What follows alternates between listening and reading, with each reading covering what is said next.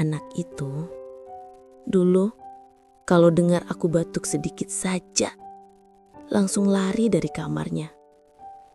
"Ibu capek ya?" katanya, sambil menuang air panas di gelas kecil. Kadang airnya tumpah, kadang terlalu panas, tapi aku selalu meminumnya. Bukan karena teh itu enak, tapi karena tangannya yang kecil memegang gelas itu dengan cinta.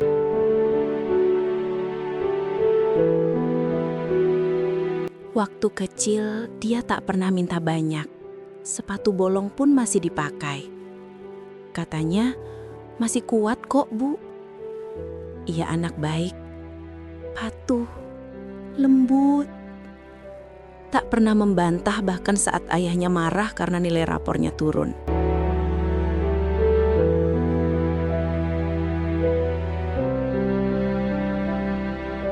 Sampai suatu malam, kulihat cahaya layar dari celah pintu kamarnya. Jemarinya cepat di atas ponsel. Matanya merah, tapi ada binar aneh. Bukan bahagia, bukan sedih, tapi gelisah. "Main apa, Nak?" tanyaku pelan. "Cuma game, Bu," katanya tanpa menoleh. Aku percaya, karena aku ibu, dan ibu selalu ingin percaya anaknya. Tapi malam demi malam berlalu. Uang di dompetku mulai berkurang. Awalnya 100.000, lalu 2, lalu entah berapa. Aku curiga, tapi tak ingin langsung menuduh. Sampai suatu hari, kulihat notifikasi di HP-nya. Deposit berhasil. Aku diam, hanya berdiri di depan pintu mendengar tawa kecil dari kamar itu. Bukan tawa bahagia, tawa yang menakutkan.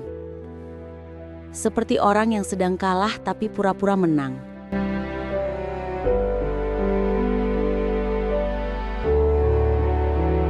Besok paginya, aku tanya, "Kamu kenal Judina?" Dia menatapku dengan mata tajam yang tak pernah kulihat sebelumnya. "Bu, jangan ikut campur. Ini urusan aku." Kata itu menamparku lebih keras dari pukulan manapun. Aku yang dulu jadi tempatnya pulang, tiba-tiba jadi orang asing di matanya.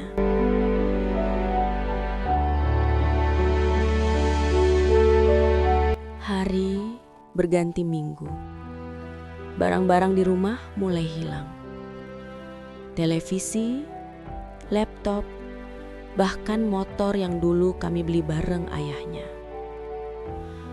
Aku tahu dia yang mengambilnya. Tapi aku diam. Karena kalau aku marah, aku takut kehilangan dia sepenuhnya. Jadi aku pilih kehilangan barang-barangku daripada kehilangan anakku.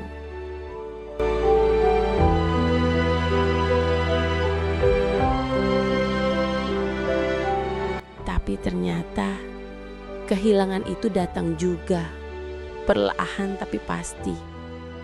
Ia tak lagi tidur di rumah, pulang hanya kalau lapar, lalu pergi lagi sebelum matahari naik. Setiap kali aku tanya, "Kamu dari mana?" Jawabnya cuma satu kata, "Teman." Tapi aku tahu teman macam apa yang membuat matanya bengkak dan suaranya berat seperti menahan jeritan.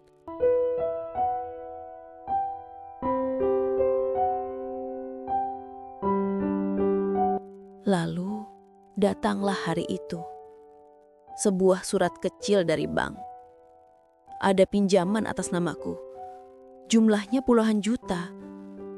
Tanganku gemetar. Tapi aku tahu siapa di baliknya. Malam itu aku duduk di ruang tamu menunggunya pulang.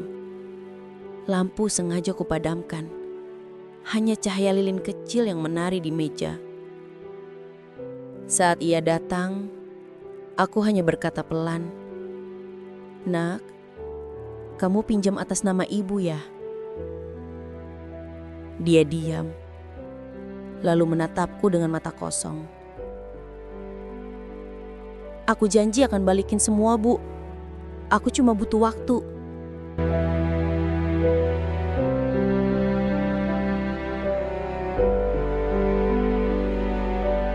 Setelah malam itu, dia menghilang.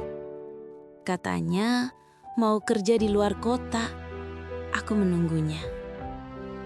Seminggu, sebulan, setahun. Tak ada kabar. Telepon mati.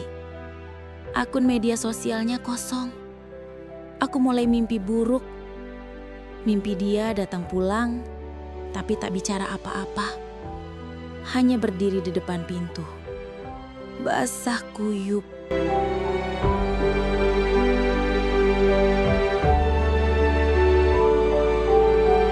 Sampai akhirnya, malam itu datang 2 orang polisi ke rumah. Mereka tak banyak bicara, hanya menyerahkan tas kecil dan selembar surat lusuh yang dilipat rapi. Tulisannya pendek. "Bu, maaf, aku kalah. Aku lelah."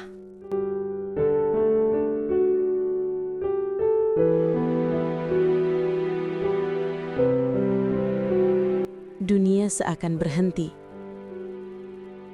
Aku duduk di depan kamarnya yang kosong, tempat di mana dulu ia suka menempelkan gambar superhero.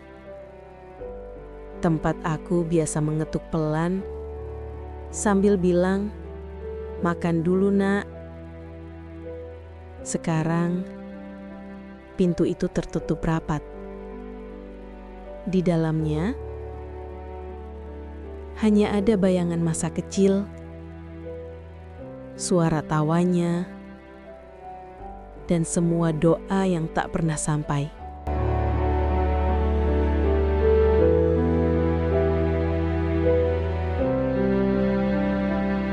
Kadang aku marah pada Tuhan. Kenapa aku yang masih di sini? Sementara anakku yang seharusnya hidup panjang malah pergi lebih dulu. Tapi tiap kali hujan turun, aku dengar sesuatu. Suara langkah pelan dari kamar itu, seperti seseorang sedang berjalan menuju dapur. Aku tahu itu hanya kenangan, tapi aku biarkan. Karena mungkin di dunia yang tak bisa kulihat, dia masih pulang, walau hanya sebentar.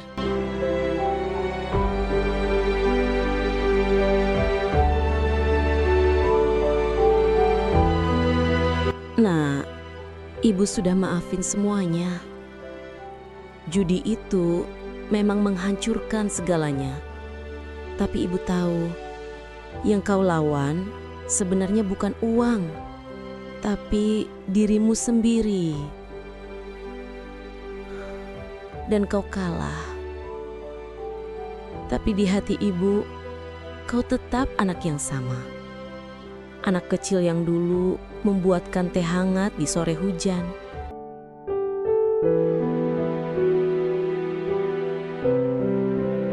Jika suatu malam kau datang lagi, mengetuk pintu rumah ini, jangan takut, Nak.